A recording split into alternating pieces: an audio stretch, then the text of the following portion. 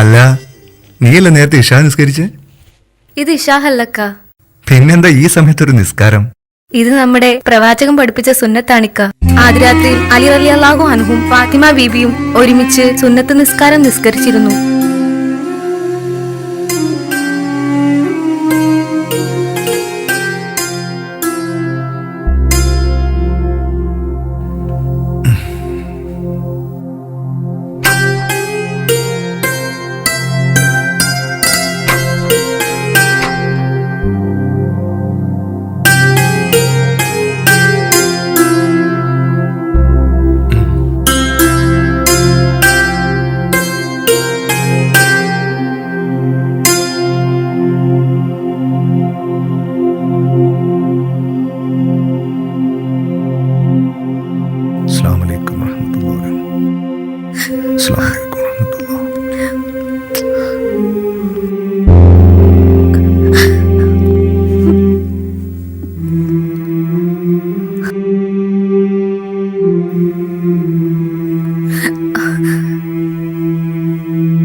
എന്തിനാ ഇഷ നീ കരഞ്ഞ്?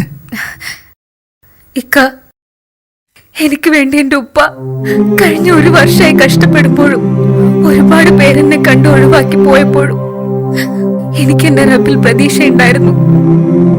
എന്റെ പാപ്പയുടെ കണ്ണടയും മുമ്പ് എനിക്ക് അനുയോജ്യനായ ഒരു ഭർത്താവിനെ എന്റെ പടച്ചോൻ എനിക്ക് വേണ്ടി കൊണ്ടുതരുമെന്ന് എന്റെ കാത്തിരിപ്പിന്റെ ഫലമായിട്ടാണ് പടച്ചോൻ നിങ്ങൾ എനിക്ക് തന്നത്.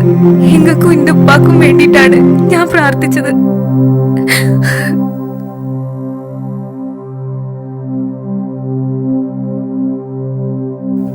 എന്റെ ജീവിതത്തിലെ ഏറ്റവും സന്തോഷം നിറഞ്ഞ നിമിഷമാണിത്.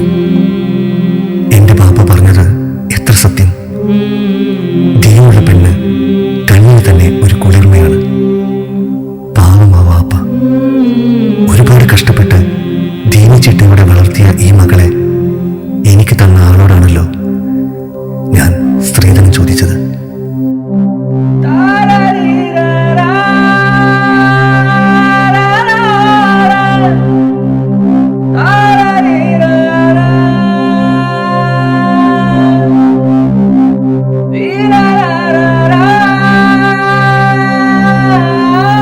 പടച്ചവൻ എനിക്ക് തന്ന ഇനി ഈ കണ്ണുകൾ ഒരിക്കലും നനയരുത്.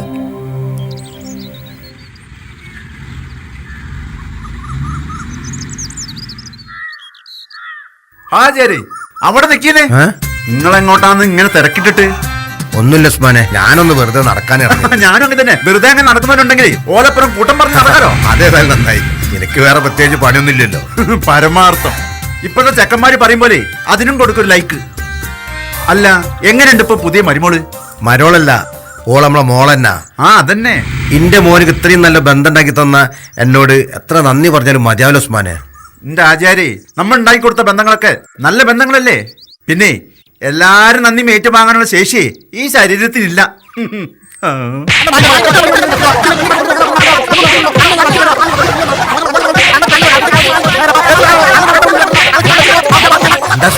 ഒന്നുമില്ല ഒന്നുമില്ല, നിങ്ങൾ വിട്ടോടി വിട്ടോടി. ഇന്ന സമ്മതിക്കണം കേട്ടോ.